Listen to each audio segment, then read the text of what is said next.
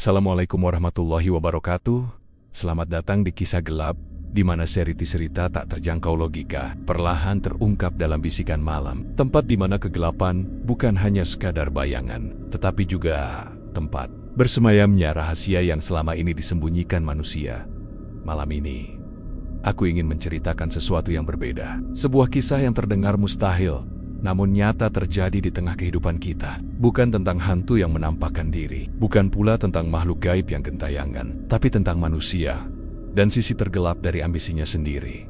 Kau mungkin pernah membeli seblak dari pedagang kaki lima di pinggir jalan, di dekat sekolah, atau di pasar malam. Wajahnya ramah, dagangannya laris, dan aromanya mengundang lapar. Namun, tak banyak yang tahu bahwa di balik kuali panas dan uap menggoda itu, ada aroma kematian, ada jejak darah yang tak kasat mata, ada bisikan makhluk dari dimensi lain yang menuntut lebih dari sekadar doa dan kerja keras.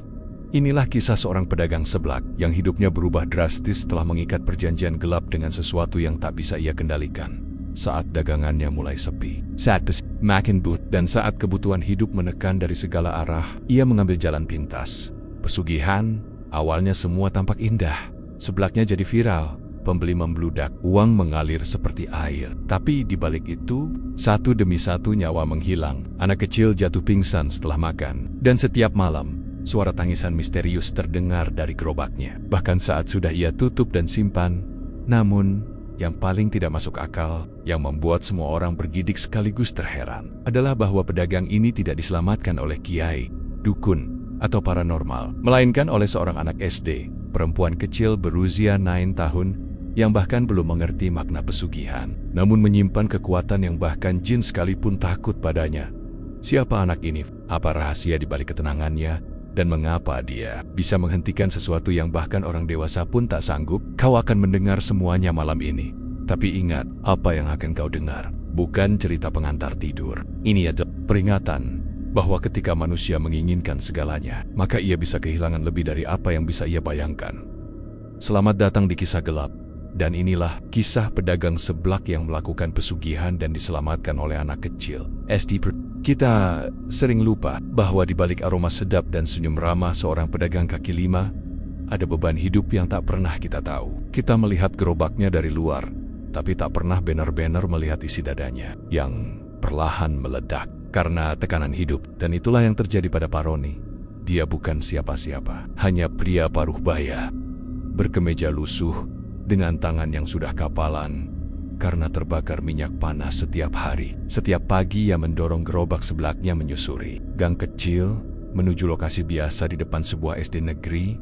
Seblak buatan Pak Roni sebenarnya tidak buruk. Bahkan, jika kau tanya anak-anak sekolah di sana, banyak yang bilang kuahnya gurih, pedasnya mantap. Tapi di kota kecil seperti ini, pesaing bermunculan tiap minggu. Ada yang buka lapak lebih dekat ke gerbang sekolah, ada yang pakai topping kekinian, bahkan ada yang sengaja bagi-bagi gratis demi viral di media sosial. Pak Roni mulai merasa kalah sejak saat itu. Uangnya makin menipis. Bukan karena malas, bukan karena tak berusaha, tapi karena dunia terus berlari. Sementara dia terjebak di tempat yang sama. Istrinya, Bu Sari, sejak 2 tahun lalu divonis mengidap penyakit paru-paru, tak bisa kerja, dan butuh biaya obat yang tak sedikit. Anaknya, Raka, kelas 1 SMA, cerdas, tapi nyaris dikeluarkan karena tunggakan SPP.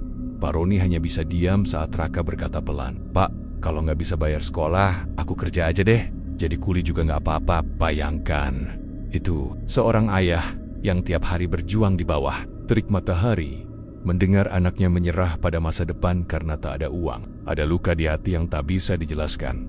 Bukan hanya sakit, tapi seperti dihina oleh dunia yang ia perjuangkan. Waktu itu, pendapatannya hanya 20.000, kadang 50.000. Pernah suatu hari ia pulang dengan gerobak masih penuh, dan air matanya jatuh saat melihat istrinya tidur sambil menggigil. Dia tahu, esok belum tentu lebih baik. Dan saat malam tiba, ketika kota mulai sunyi dan semua orang tertidur, Pak Roni duduk diam di pojok rumah kontrakan kecilnya. Dindingnya lembab, lantainya tanah, dan di sudutnya terdapat kaleng tempat menyimpan uang receh yang bahkan tak cukup untuk beli 1 tabung gas. Waktu itu, dia sempat berkata pada dirinya sendiri, apa gunanya hidup kalau cuma jadi beban buat istri dan anak, kerja banting tulang, tapi tetap dihina, ditendang, dianggap gagal Tuhan. Kalau kau benar ada, Kenapa hidup saya segini doang? Suara itu lirih, tapi penuh luka. Luka yang perlahan berubah jadi dendam pada nasib. Ia tak pernah bilang pada siapa-siapa. Tapi sejak malam itu, ia mulai berharap hal-hal aneh. Ia berharap dagangannya tiba-tiba viral. Ia berharap tiba-tiba ada orang kaya lewat dan membeli semuanya. Ia bahkan berharap ada kekuatan gaib yang mau bantu, asal hidupnya bisa berubah. Dan celakanya, dunia ini memang mendengar. Tapi yang mendengar bukan hanya Tuhan. Ada sesuatu yang mengintip di balik keluh kesahnya. Sesuatu yang suka menghisap harapan orang putus asa. Sesuatu yang menawarkan pertolongan, tapi tak pernah gratis. Keesokan harinya, Pak Roni kembali berjualan. Tapi matanya tampak kosong. Ia tak lagi memanggil pembeli seperti biasanya. Tak lagi menyapa anak-anak sekolah dengan semangat. Ia hanya berdiri diam di belakang gerobaknya. Jam menunjukkan pukul 10. Bel berbunyi tanda istirahat. Tapi tak ada satupun yang menghampiri. Satu persatu pedagang lain didatangi anak-anak. Gerobaknya tetap penuh. Hanya dihinggapi lalat, dan di sanalah, di detik yang paling sepi, seorang pria tua melintas perlahan. Tak banyak yang tahu siapa dia. Tapi pria itu berhenti sejenak, menatap langsung ke mata Pak Roni, dan tersenyum. Bukan senyum ramah, tapi senyum yang entah kenapa membuat bulu kuduk berdiri. Dan sejak saat itu, malam-malam Pak Roni tak lagi sunyi. Ada bisikan, ada mimpi, ada jalan yang perlahan terbuka. Tapi sebelum semua itu terjadi, sebelum jin, darah, dan tumbal ikut campur dalam hidupnya, yang harus kita ingat baik-baik adalah satu hal, Pak. Roni tak pernah ingin menjadi jahat. Dia hanya lelah jadi orang baik yang terus diinjak. Kisah ini bukan tentang manusia serakah, tapi tentang manusia biasa yang jatuh dan disambut oleh tangan yang salah. Dan dari sanalah segalanya bermula. Malam di kota kecil itu sebenarnya tak pernah benar-benar gelap. Lampu-lampu jalanan tetap menyala. Warung-warung masih buka. Bahkan suara motor anak muda pun masih terdengar sampai pukul 11 malam. Tapi bagi Pak Roni, malam itu terasa berbeda. Ada sesuatu di udara. Sunyi yang aneh. Seolah waktu berhenti. Tapi hanya untuk dirinya seorang. Ia baru saja pulang dari berjualan. Dagangannya tak habis. Uang hanya cukup beli sebungkus nasi untuk anaknya. Istrinya masih batuk, semakin berat. Dan Pak Roni, ia duduk sendirian di depan kontrakan, menatap bintang-bintang di langit, sambil menggenggam mangkuk kosong yang masih bau seblak basi. Tak tahu kenapa, kaki Pak Roni seperti bergerak sendiri. Ia berjalan perlahan, meninggalkan rumahnya, menyusuri gang kecil tanpa arah. Tak ada niat, tak ada tujuan. Langit masih terang, tapi jalan yang ia lewati seperti semakin sunyi. Dia masuk ke pasar lama, tempat yang dulu ramai tapi kini mati. Lapak-lapak tua berdiri seperti kerangka manusia. Kenopi sobek, bau anyir ikan basi dari got yang tak pernah dibersihkan. Dan di tengah kegelapan itu, ada seseorang berdiri, tak tinggi. Tubuhnya kurus, bungkuk, mengenakan jas hitam yang terlalu besar, dan topi lebar yang menutupi sebagian wajahnya. Wajahnya tak jelas, tapi mata itu seperti menatap langsung ke dalam jiwa Pak Roni. Dia tidak bicara, hanya mengangkat tangan, lalu mengisyaratkan agar Pak Roni mendekat. Dan entah mengapa, Pak Roni menurut, sedang bingung. Tanya sosok itu, suaranya serak, seperti suara orang yang sudah lama tidak bicara. Pak Roni hanya mengangguk pelan, matanya sayu, tubuhnya lelah. Anak butuh sekolah, istri butuh obat, tapi dunia terlalu pelit memberi ya. Pak Roni tak menjawab, tapi air matanya hampir tumpah. Orang asing ini bicara seperti mengenal isi hidupnya. Daganganmu sepi bukan karena tak enak, tapi karena dunia sedang menyisihkanmu. Ia melanjutkan, mendekat dan menepuk pundak Pak Roni dengan tangan dingin seperti es. Aku bisa bantu. Kalimat itu lirih, tapi menggema di kepala Pak Roni. Bantu? Ya, agar pembeli berdatangan, agar uang mengalir, agar semua bisa kau dapat, tanpa harus menunggu belas kasihan dunia. Pak Roni ragu. Nalurinya berteriak bahwa ada yang tak beres, tapi pikirannya lelah. Ia terlalu sering kecewa pada doa, terlalu lama menunggu keajaiban yang tak kunjung datang. Caranya, bisiknya pelan. Sosok itu tersenyum, kali ini lebih lebar, tapi bukan senyum manusia. Bibirnya seperti tertarik terlalu panjang, giginya hitam, dan dari kerah jasnya muncul bau amis yang menusuk hidung. Cukup kamu beri sedikit dari hidupmu. Tak harus nyawa, cukup rasa, cukup nurani. Seblakmu jadi hidangan istimewa, disukai manusia, tapi disukai juga oleh kami. Siapa kamu? Tanya Pak Roni akhirnya. Orang itu tertawa pelan. Suara tawanya seperti ranting kering yang patah. Aku bukan siapa-siapa, hanya penolong bagi mereka yang ditinggal Tuhan. Dan kalimat itu menancap dalam, menyakitkan, tapi terasa benar bagi Pak Roni malam itu. Ia tak ingat pasti bagaimana percakapan itu berakhir. Tapi yang ia ingat saat pria itu pergi, ia meninggalkan sebuah botol kecil berisi cairan merah pekat dan segenggam bunga kering hitam. Di atas botol itu tertulis satu kalimat dengan huruf Arab yang tak pernah ia pelajari, yang tak terlihat kini akan mendekat. Dan setelah itu, malam pun berlalu, tapi hidup Pak Roni tak pernah sama lagi. Malam ketiga setelah pertemuan itu, langit tak berbintang, awan tebal menggulung, dan udara seperti menahan napas, hening. Bahkan anjing liar pun tak menggonggong.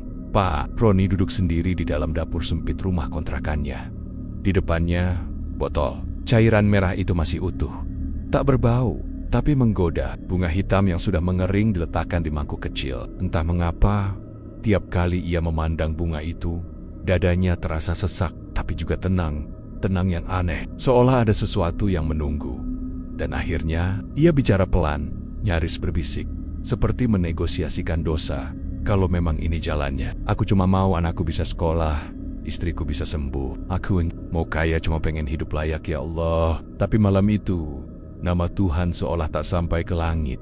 Yang menjawab bukan malaikat, tapi angin dingin yang tiba-tiba berhembus dari jendela yang tertutup. Angin yang membawa bisikan, waktunya. Tampak, tahu bagaimana? Kakinya seperti digerakkan. Ia berdiri, mengambil botol dan bunga, lalu berjalan keluar rumah. Suara sandal jepitnya menyentuh tanah basah. Langkah demi langkah, menuju kebun bambu di belakang kampung, tempat yang dulu sering dipakai warga untuk buang sampah dan bangkai ayam mati. Tapi malam itu, tempat itu terasa berbeda. Jelopnya bukan sekadar karena tidak ada lampu, tapi karena cahaya itu sendiri enggan masuk. Bambu-bambu meliuk pelan ditiup angin, seperti berbisik satu sama lain. Dan di sana, di tengah-tengah lingkaran tanah kosong, berdiri sosok yang sama, pria berjubah hitam. Wajahnya masih tertutup topi, tapi kali ini ia membawa sesajen aneh, terdiri dari rambut, tulang ayam, dan dua lilin merah yang tak menyala dengan api biasa, melainkan dengan cahaya biru redup. Pak Roni tak bicara. Ia hanya duduk di depannya, diam, seperti menunggu hukuman. Pria itu menyerahkan sesuatu, sebuah baskom kecil tanah liat, lalu berkata pelan, campurkan cairan ini ke dalam air rebusan pertamamu besok. Jangan dicoba, jangan biarkan istri atau anakmu melihatnya. Pak Roni mengangguk. Tapi sebelum ia berdiri, pria itu menambahkan, satu lagi, letakkan bunga hitam ini di dalam gerobakmu, di dekat gas. Jangan sampai kering terlalu lama. Kalau mulai rapuh, ganti yang baru. Mereka suka baunya. Mereka, kata itu menghantam telinga Pak Roni lebih dari sekadar metafora. Bukan ia, bukan dia, tapi mereka. Ada yang lain, ada yang tak terlihat, ada yang mengawasi. Dan saat ritual akan berakhir, pria itu menatap Pak Roni, lalu berkata kalimat terakhirnya malam itu. Kamu tak perlu membunuh. Cukup biarkan mereka memilih sendiri siapa yang akan jadi bayaran pertama. Lalu dia menghilang, bukan berjalan, tapi seperti terserap kabut yang muncul entah dari mana. Pak Roni pulang dalam diam, tak berkata apapun, sampai pagi menjelang. Keesokan harinya, ia bangun seperti biasa, tapi tubuhnya terasa ringan, pikirannya kosong. Ia menyiapkan bahan-bahan dagang seperti biasa, tapi tanpa rasa. Semua bergerak otomatis. Lalu, ia merebus air pertama, dan diam-diam menuangkan cairan merah dari botol itu ke dalamnya. Aroma mendadak berubah. Tidak busuk, tidak amis, tapi aroma yang aneh, seperti bau bunga mekar di dalam kuburan. Tak lama setelah ia dorong gerobak keluar, pembeli mulai berdatangan. 1, 2, 5, 10, tak henti. Anak-anak sekolah, ibu-ibu, tukang ojek, bahkan orang kantoran. Mereka berkata, seblaknya beda pak, rasanya kayak nagih. Ada rasa yang gak bisa dijelasin. Hari itu, Pak Roni mendapat uang lebih banyak dari seminggu terakhir digabung. Tangannya gemetar saat menghitung uang, tapi bukan karena bahagia, melainkan karena untuk pertama kalinya dalam hidupnya, dia takut pada rezekinya sendiri. Malam pun datang, Pak Roni tidur lebih cepat, tapi mimpi datang menjemput. Dalam mimpinya, ia melihat gerobaknya berdiri sendiri. Di atas pansi, ada wajah-wajah manusia yang melayang. Ada yang menangis, ada yang tersenyum, ada yang berdarah. Lalu terdengar suara-suara dari dasar panci. Kami kenyang, tapi kami akan lapar lagi. Besok, kirimkan lebih banyak, lebih muda, lebih segar, Pak Roni terbangun dengan keringat dingin, dan saat ia melirik ke arah dapur, bunga hitam itu bergetar sendiri. Keesokan paginya, langit cerah. Burung-burung berkicau, anak-anak berlarian menuju sekolah. Dan di bawah terik mentari, gerobak seblak Pak Roni berdiri tegak, seperti biasa, tapi ada yang berbeda. Sesuatu yang tak terlihat, tapi terasa. Udara di sekitar gerobaknya lebih berat, lebih padat. Dan saat ia membuka tutup panci, aroma dari dalam seakan menyentuh kepala orang-orang yang lewat, menarik mereka untuk mendekat. Satu pembeli datang, lalu dua, lalu lima. Dalam waktu kurang dari setengah jam, antrian mulai terbentuk. Hal yang bahkan tak pernah ia alami sebelumnya. Wajah-wajah asing datang entah dari mana. Bahkan orang berdiri menunggu tanpa sadar, seperti sedang dikendalikan sesuatu. Ada anak sekolah yang berkata, "Pak, seblaknya kok beda ya? Kayak ada rasa dingin di lidah." Tapi mereka tetap habiskan habis. Bahkan ada yang tambah 2 kali. Ada ibu-ibu yang berbisik pelan, "Masya Allah, Pak, ini mah seblak rasa surga. Saya belum pernah ngerasain kayak gini." Tapi Pak Roni hanya diam. Ia tak merasa senang, tak juga bangga. Yang ia rasakan hanyalah kosong. Kosong yang semakin menganga setiap kali panci itu kembali kosong karena habis dipesan. Dan ketika matahari hampir tergelincir, dagangannya ludes total. Uang yang dikumpulkan hari itu lebih dari yang pernah ia dapatkan dalam sebulan. Tangannya gemetar saat menghitungnya. Tapi kali ini bukan karena takut kekurangan, tapi karena takut kehilangan kendali. Saat ia pulang dan menyerahkan uang itu kepada istrinya, Bu Sari hanya tersenyum lemah. "Alhamdulillah, Pak. Mungkin Tuhan mulai kasihan sama kita." Pak Roni hanya menunduk, karena dalam hatinya ia tahu yang memberi rezeki hari ini bukan Tuhan, tapi sesuatu yang lain. Sesuatu yang mendesis dari balik asap kuah, sesuatu yang membisikkan rasa gurih dari dunia yang tak kelihatan. 3 hari kemudian, gerobak Pak Roni menjadi fenomena kecil. Anak-anak sekolah menyebutnya seblak sakti. Beberapa warga percaya ia pakai resep rahasia warisan leluhur. Bahkan ada food vlogger lokal yang datang untuk mencicipi langsung. Videonya viral dan uang kini mengalir lancar. Pak Roni bisa membeli HP baru untuk anaknya, perhiasan kecil untuk istrinya, bahkan motor bekas agar bisa berdagang lebih jauh. Tapi semua itu datang dengan harga. Malam-malamnya tidak lagi tenang. Suara-suara aneh mulai terdengar dari dapur, dari tempat ia menyimpan bumbu dan botol merah. Terkadang suara tawa kecil, terkadang bisikan, terkadang suara anak kecil yang menangis dari dalam gerobak tertutup.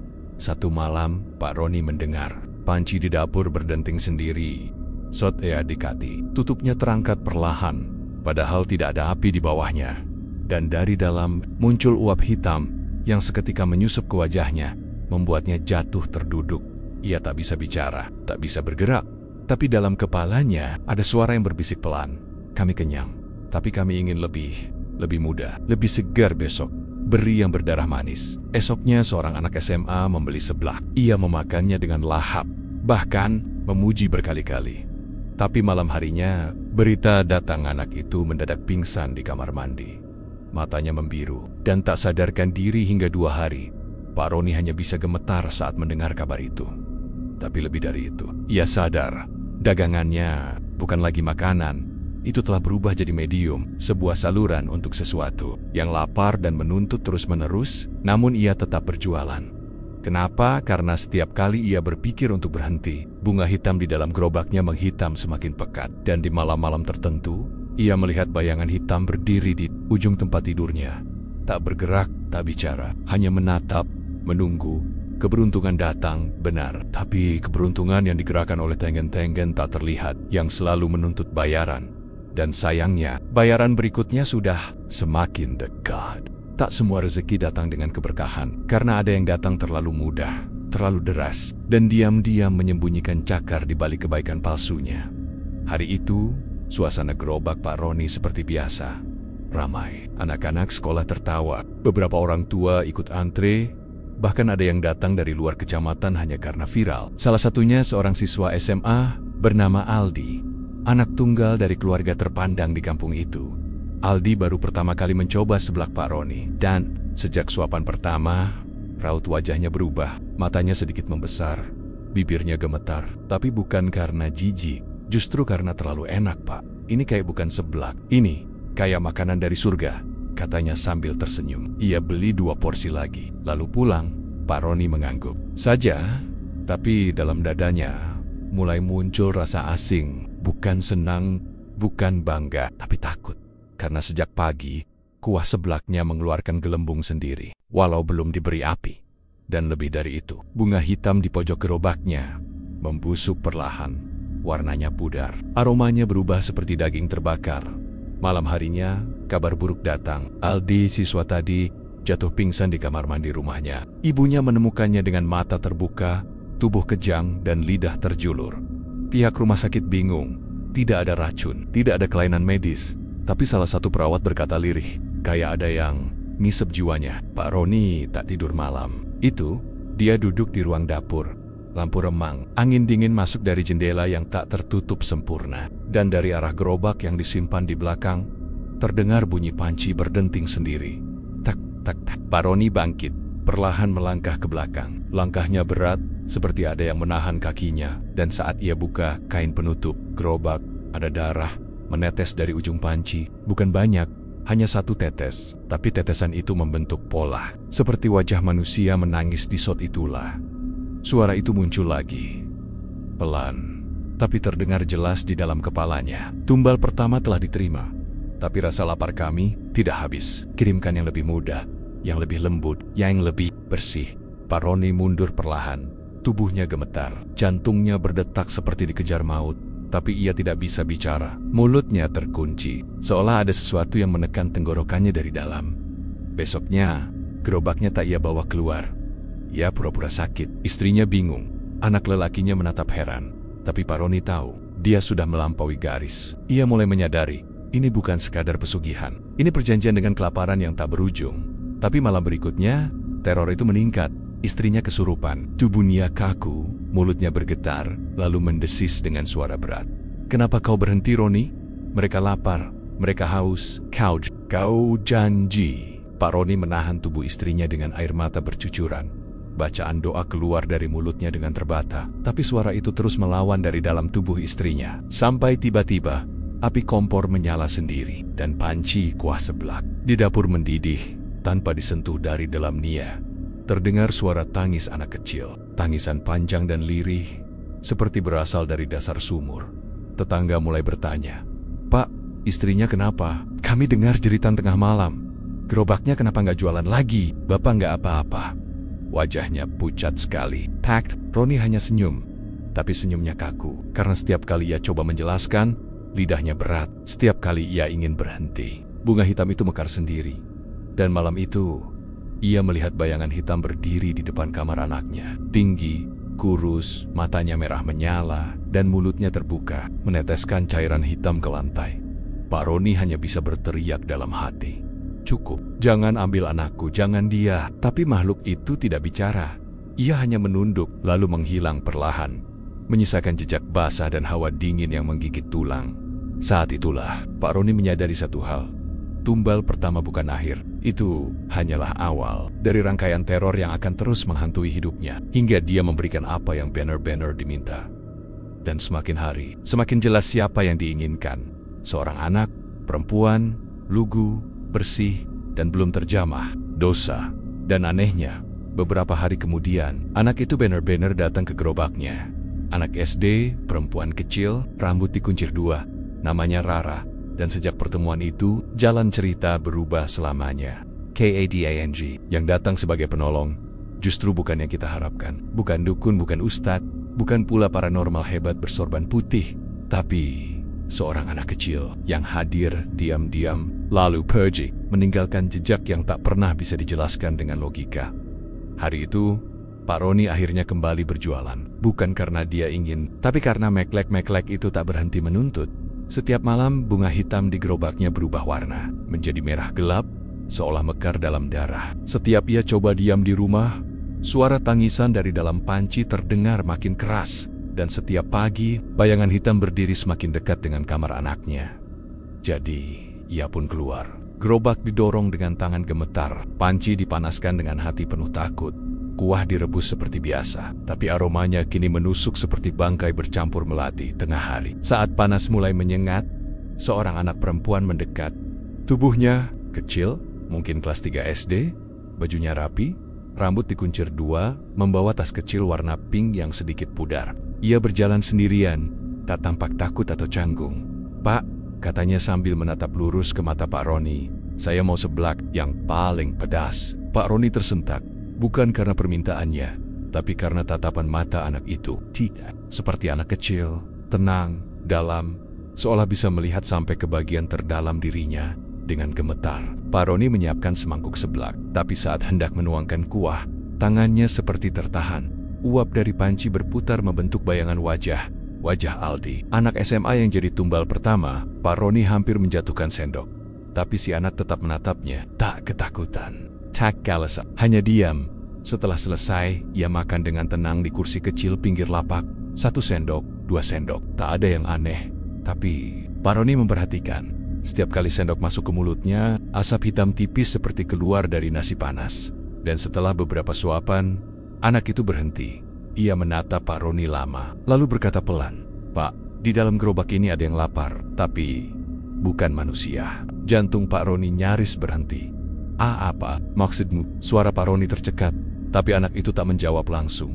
Ia hanya berdiri, membersihkan tangannya, lalu mendekat. Dengan pelan ia menunjuk ke bagian bawah panci. "Mereka tinggal di sini, dan kuah Bapak itu bukan lagi dari air, tapi dari luka orang-orang yang Bapak tinggalkan." Pak Roni hampir pingsan, mulutnya gemetar. "Kakakmu siapa?" Anak itu menatapnya. "Tenang, tidak marah, tidak takut. Saya Rara, dan saya disuruh ke sini. Bukan untuk beli seblak, tapi untuk menyelamatkan Bapak sebelum mereka ambil anak Bapak beneran." Setelah itu, anak itu pergi. Tidak membayar, tidak menoleh ke belakang, dan saat langkah kakinya menjauh, udara di sekitar gerobak mendadak dingin. Suara-suara bisikan yang biasa bergema dari panci mendadak diam, dan untuk pertama kalinya sejak Pak Roni melakukan pesugihan itu, gerobaknya hening. Tapi bukan hening yang nyaman, hening yang penuh tanda tanya, hening yang terasa seperti badai yang akan datang. Malam harinya, bunga hitam itu hancur jadi abu, dan Pak Roni bermimpi. Ia berdiri di tengah kuburan. Di sekelilingnya, anak-anak kecil duduk melingkar, memakan seblak dari mangkok batu nisan. Tapi di tengah lingkaran itu, Rara berdiri, membaca sesuatu, seperti doa. Dan dari balik tanah, makhluk-makhluk hitam mulai menjerit, jerit yang bukan karena lapar, tapi karena takut. Pak Roni terbangun dengan tubuh basah kuyup. Ia terengah-engah, menatap sekeliling. Di luar, angin mengamuk. Panci di dapur terguling sendiri, dan di kaca jendela terbentuk jejak telapak tangan kecil, tapi tak ada siapapun. Esoknya, ia mencari anak itu ke sekolah-sekolah, ke SD terdekat, ke gang belakang, bahkan ke masjid kecil tempat anak-anak mengaji. Tapi tak ada yang kenal Rara, tak ada yang pernah lihat, bahkan tidak ada guru yang mengajar anak dengan ciri seperti itu. Dan sejak hari itu, gerobaknya tak lagi dikunjungi suara-suara gaib, tapi justru makhluk-makhluk itu mulai berontak. Karena sesuatu yang suci telah mengganggu sistem yang selama ini mereka kuasai, dan dalam kegelapan, perang gaib pun perlahan dimulai. KADANG, yang paling menyeramkan bukan suara keras, tapi kesunyian yang terlalu lama. Bukan bayangan menakutkan, tapi kenyataan bahwa kita sudah melewati batas dan tak bisa kembali. Sejak Rara datang, segala sesuatu berubah. Gerobak seblak Pak Roni tak lagi ramai seperti sebelumnya, tapi bukan itu yang membuatnya gelisah. Yang membuatnya tak bisa tidur adalah diamnya para penunggu. Suara-suara yang biasa ia dengar dari panci kini hilang. Bisikan yang biasa muncul dari bawah meja dapur kini senyap. Namun, diam itu bukan pertanda damai, itu pertanda badai akan meledak. Malam keempat setelah Rara datang, Pak Roni terbangun karena bau amis darah memenuhi rumahnya. Ia pikir istrinya mimisan, atau anaknya demam, tapi semua sehat. Semua tertidur. Tapi begitu ia berjalan ke belakang rumah, ia melihat gerobaknya berdarah. Ya, dari sela-sela kayu di bawah panci mengalir cairan merah gelap. Bau amisnya menyengat, seperti daging busuk yang direndam arak. Ia mendekat dengan langkah gemetar.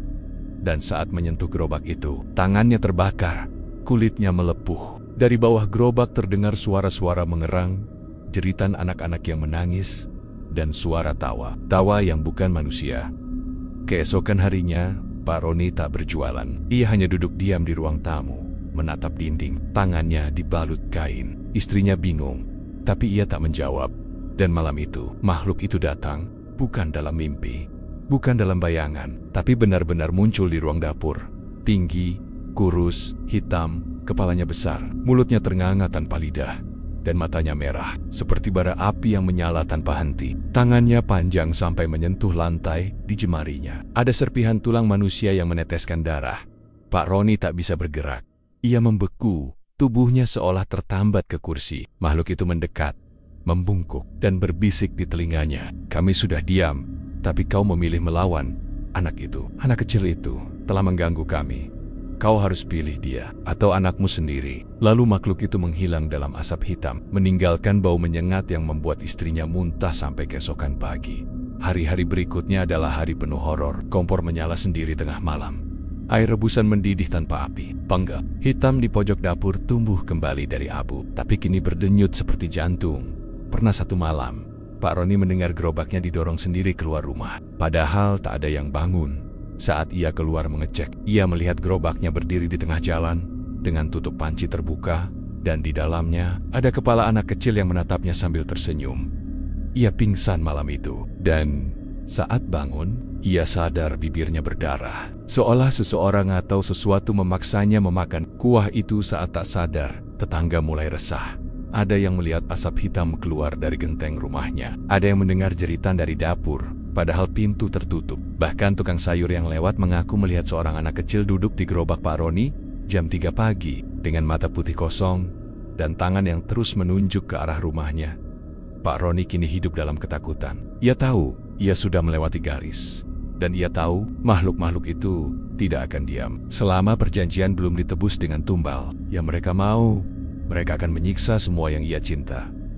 Dan malam itu, saat ia mencoba tidur, anaknya Raka berjalan masuk ke kamar sambil menangis. Pak, tadi aku mimpi ada yang bilang, aku harus ikut mereka. Kalau enggak, mama yang diambil. Pak Roni tersentak. Raka menggigil. Matanya sembab. Pak, itu benar mimpi kan? Bukan beneran kan? Pak, aku takut. Don't. Pak Roni tak bisa menjawab. Karena di balik punggung anaknya, ia melihat bayangan tinggi menjulang. Dengan mulut penuh gigi yang menganga. Dan matanya merah. Menatap langsung ke arah dirinya. Ingin lari. Ia ingin menjerit, tapi tubuhnya lumpuh oleh kenyataan bahwa anaknya adalah tumbal berikutnya. Dan satu-satunya cara untuk mencegah itu adalah dengan kembali mencari anak kecil yang pernah menantang kegelapan dan pergi tanpa jejak. Rara. Malam itu langit kembali gelap. Tak ada bintang, tak ada bulan. Angin berhenti berhembus, seolah dunia menahan napas. Di dalam rumah Pak Roni, suasana terasa lebih dingin dari biasanya. Bukan karena hujan, bukan karena malam, tapi karena Eda yang menunggu di balik gelap. Raka, anak laki-lakinya, sudah 3 malam tidak tidur nyenyak. Sering mengigau, kadang menggigil, dan lebih dari sekali berteriak histeris dalam tidur sambil menunjuk ke arah dinding. Pak Roni sendiri sudah seperti orang gila. Berhari-hari tak menyentuh gerobaknya. Sesajen yang dulu ia letakkan di dalam, kini menghitam, membusuk, dan berdenyut pelan, seperti jantung yang dipaksa tetap hidup di tempat mati. Ia hanya menunggu, entah menunggu diselamatkan, atau ditelan oleh makhluk yang pernah ia beri tempat tinggal.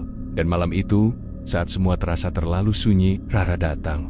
Bukan mengetuk pintu, bukan lewat jalan. Tiba-tiba, ia sudah berdiri di ruang tamu, dengan baju putih bersih dan rambut terikat rapi. Tangannya membawa sehelai kertas tua. Matanya tetap tenang, tapi kali ini ada sesuatu yang berbeda. Pak Roni, katanya pelan, waktunya sudah habis. Mereka akan mengambil apa yang belum Bapak bayar. Tapi masih ada satu jalan. Pak Roni tak bisa berkata-kata. Air matanya langsung jatuh, entah karena takut atau karena harapan kecil muncul di balik kekacauan hidupnya. Apa maksudmu?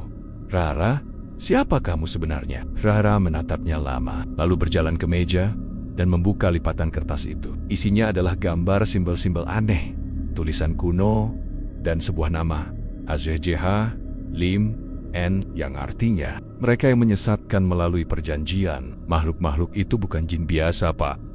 Mereka bukan sekadar setan yang lapar. Mereka bagian dari ikatan tua, ikatan kegelapan yang muncul di setiap zaman, di setiap pelosok, menunggu orang yang cukup putus asa untuk berkata ya. Dan Bapak sudah bilang ya. Pak Roni tertunduk. Saya nggak tahu. Saya cuma ingin anak saya sekolah, istri saya sembuh. Saya nggak tahu mereka akan minta nyawa. Tapi mereka tahu, Pak. Mereka tahu dari awal. Dan sekarang mereka ingin Raka, karena darah daging Bapak. Dia adalah tumbal yang paling kuat, paling murni. Itulah yang mereka incar sejak awal.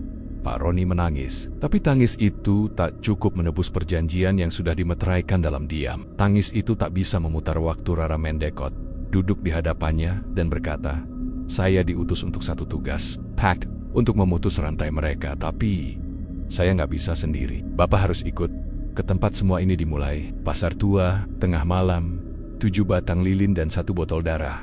Pak Roni tersentak. Tempat itu, pasar mati. Tempat pertama kali ia bertemu lelaki berjubah hitam. Tempat ia pertama kali menggadaikan nuraninya. Malam ini, kita harus ke sana. Sebelum mereka datang dan mengambil Raka, dan Bapak harus rela memberi satu hal yang belum pernah Bapak berikan, keikhlasan. Bukan harta, bukan tumbal, tapi menyerahkan semuanya kembali pada yang sebenarnya. Pak Roni hanya bisa mengangguk, tapi dalam hatinya, ia gemetar. Karena ia tahu perjalanan menuju akhir takkan mudah. Yang ditentangnya bukan hanya jin, tapi sistem gelap yang sudah mengakar dalam dunia manusia. Dan sebelum pergi, Rara berkata pelan, "Kalau nanti saya tidak bisa kembali, jangan panggil saya. Jangan cari saya. Karena tugas saya hanya sampai malam ini." Tepat pukul 12 malam, Pak Roni dan Rara berdiri di tengah pasar mati. Ditemani 7 lilin merah dan selembar kain putih, tempat semua simbol ditulis. Botol darah diletakkan di tengah, langit mendadak bergemuruh, tanah bergetar, dan dari balik gelap, mereka muncul makhluk-makhluk tinggi dengan tubuh transparan, mulut besar, mata merah, tangan panjang yang menyeret suara-suara jeritan dari dunia lain, dan mereka marah. Rara berdiri di depan Pak Roni, lalu membacakan sesuatu dalam bahasa asing, kata-kata yang membuat makhluk-makhluk itu menggeliat kesakitan. Darah dari botol mendidih, lilin satu persatu padam sendiri, dan tiba-tiba angin memutar membentuk pusaran hitam, menyedot semua makhluk itu ke dalam cahaya. Tapi sebelum tersedot, satu dari mereka berteriak, "Kau akan kehilangan lebih dari yang kau dapat, Roni. Rara, bukan milikmu. Dia penjaga batas yang hanya muncul sekali dalam satu generasi." Dan semua hilang, hening. Rara terduduk lemas. Matanya masih terbuka tapi tubuhnya perlahan menghilang seperti kabut. Pak Roni mendekat, menangis, ingin memeluknya, tapi suara terakhir Rara hanya berkata, "Jaga anakmu, Pak, karena kegelapan akan selalu mencari celah baru." Dan setelah itu, dia lenyap. Sejak malam itu, gerobak Pak Roni tak pernah keluar lagi. Rumahnya dipenuhi doa dan istighfar. Raka tumbuh normal, sehat, dan cerdas. Tapi Pak Roni tak pernah bisa melupakan gadis kecil berseragam SD yang menantang iblis dan menyelamatkan keluarganya. Namanya Rara. Bukan anak biasa, bukan malaikat, bukan manusia biasa, tapi penjaga batas antara dunia kita dan dunia mereka. Dulu, aku pikir hidup hanya soal perut dan dapur. Asal anak bisa sekolah, istri bisa sembuh, dan aku bisa jualan tanpa utang, itu sudah cukup. Tapi ternyata harga hidup yang layak bisa sangat mahal kalau kita menempuh jalan pintas yang salah. Namaku Roni. Dulu aku cuma pedagang seblak keliling, tak pernah neko-neko, tak pernah berpikir mencari kaya. Tapi semua berubah saat hidup mulai menekan dari segala sisi, dan aku memilih menyerah pada godaan. Malam-malamku dulu dihantui asap dari kuah seblak yang tak pernah padam. Di dalam panci itu, aku lihat wajah-wajah yang bahkan tak ku kenal. Tapi mereka semua menangis, karena menjadi bagian dari perjanjianku. Tak pernah benar-benar tahu siapa yang jadi korban. Yang aku tahu, tiap hari gerobakku makin ramai, dan tiap malam tidurku makin sempit. Istriku sempat tanya, "Pak, ini seblak atau kutukan?" Aku kumedap karena jauh di dalam dada. Aku tahu jawabannya. Itu memang kutukan. Kutukan yang kubuat sendiri. Lalu datanglah Rara, gadis kecil, yang bahkan aku tak tahu dari mana asalnya. Tapi dia tahu segalanya tentang aku, tentang perjanjianku, tentang makhluk yang kubiarkan masuk ke rumahku, dan dia menyelamatkanku tanpa imbalan, tanpa hanya dengan satu syarat sederhana. Aku harus rela melepas. Dan tahukah kau, itulah bagian tersulitnya. Bukan saat aku kehilangan uang, bukan saat aku didatangi makhluk hitam tinggi dengan mata merah, tapi saat aku harus mengakui bahwa semua ini salahku sendiri. Kini aku tak lagi jualan. Gerobakku kusimpan di belakang rumah, diikat dan dikurung dengan doa-doa yang diajarkan oleh orang-orang alim yang datang membantu di dalam panci itu. Kadang masih terdengar suara sayup-sayup, tapi tak lagi sekuat dulu. Dan aku hanya menatapnya, lalu berkata dalam hati, "Cukup, Aku sudah kehilangan terlalu banyak istriku, masih hidup. Anakku, kini sudah berani tidur sendiri. Tapi aku tahu, dalam hidup ini, tak ada yang benar-benar kembali seperti semula. Dosa itu meninggalkan jejak, dan aku akan menghabiskan sisa umurku. Bukan untuk menutupinya, tapi untuk mengakuinya, agar orang lain tak mengulangi langkahku. Agar tak ada lagi yang berkata, kalau cuma pakai tumbal 1-2, nggak apa-apa. Asal hidup enak. Karena sekali kau buka pintu itu, kau tak akan bisa menutupnya sepenuhnya. Kini, setiap kali aku mendengar pedagang lewat, atau melihat anak kecil jajan seblak, hatiku tergetar. Bukan karena trauma, tapi karena aku tahu, bisa jadi ada orang lain, seperti aku dulu, yang diam-diam sedang membuat perjanjian yang sama, dan aku hanya bisa mendoakan, semoga mereka bertemu dengan penjaga kecil yang sama sepertiku. Sebelum semuanya, Terla sudah bertahan-tahan sejak malam itu. Malam ketika Rara menghilang bersama pusaran cahaya dan asap, malam ketika makhluk-makhluk hitam itu dikembalikan ke tempat asalnya, malam ketika aku Pak Roni akhirnya menyadari bahwa keselamatan tak selalu datang dari mereka yang tampak kuat. Kadang, penyelamatmu justru adalah seseorang kecil, dengan tubuh mungil, rambut dikuncir 2, dan tatapan mata yang bisa menembus lapisan dosa. Namanya Rara, dan hingga hari ini, aku masih belum tahu siapa dia sebenarnya. Aku sudah bertanya ke banyak orang. Guru SD di daerah sekitar bilang tak ada murid bernama Rara. RT, RW, bahkan warga setempat tak ada yang pernah melihat anak dengan ciri seperti itu. Bahkan kamera CCTV warung tetangga hanya menampilkan aku sedang bicara sendirian. Tapi aku tahu dia nyata. Tangannya menggenggam mangkuk seblak. Suaranya menenangkan. Langkahnya meninggalkan bekas tanah basah. Dan keberadaannya mengubah seluruh hidupku. Beberapa bulan setelah semua kejadian itu, aku bermimpi. Dalam mimpi itu, aku berdiri di sebuah lapangan luas. Dan dari kejauhan, ada puluhan anak kecil berjalan ke arahku. Tapi di tengga-tengga mereka, ada satu yang paling bersinar. Rara, dia tersenyum. Dan di belakangnya, bayangan besar makhluk hitam yang dulu menghantuiku terkurung dalam lingkaran cahaya. Rara menatapku dan berkata, yang gelap tidak akan pernah benar-benar lenyap. Tapi selagi masih ada yang menjaga batasnya, manusia punya harapan. Lalu dia berjalan menjauh, semakin jauh, sampai akhirnya menghilang, menyisakan satu kalimat di udara yang menggema dalam pikiranku hingga hari ini. Aku bukan anak kecil biasa, Pak. Kini, aku bukan lagi pedagang, tapi aku suka berjalan ke sekolah-sekolah, menyumbang buku, makanan, apa saja yang bisa kuberi. Karena aku percaya, kebaikan kecil hari ini bisa jadi penawar dari dosa masa lalu. Kadang aku masih duduk di teras rumah, menatap jalanan sepi, berharap entah suatu hari nanti, Rara datang kembali, membawa senyum dan pesan yang tak selesai. Tapi kalaupun tidak, aku tahu dia ada di dunia ini, berjalan diam-diam menjaga. Untuk mereka yang hampir tenggelam dalam gelap, untuk mereka yang tak sadar sudah menggenggam tangan iblis. Dan mungkin untuk kamu juga yang membaca kisah ini dan mulai bertanya, apa mungkin Rara akan datang untukku kalau aku sudah terlalu jauh masuk ke kegelapan? Jawabannya hanya satu. Kalau kamu masih bisa bertanya, berarti belum terlambat. Tidak, semua orang yang terjerumus ke dalam kegelapan melakukannya karena serakah. Ada yang terdesak, ada yang putus asa. Ada pula yang merasa tidak punya pilihan lain, seperti Pak Roni, seorang pedagang biasa yang ingin keluarganya bahagia, tapi justru menukar nuraninya demi keberuntungan instan. Namun dari kisah ini, kita belajar satu hal. Setiap perjanjian gelap pasti menuntut harga. Dan seringkali, harga itu adalah nyawa yang tak berdosa. Tapi seperti gelap yang selalu diikuti terang. Kadang harapan datang dari arah yang tak pernah kita duga. Seorang anak kecil, bukan US, tapi seorang penjaga yang dikirim bukan untuk dikenal, melainkan untuk menyelamatkan.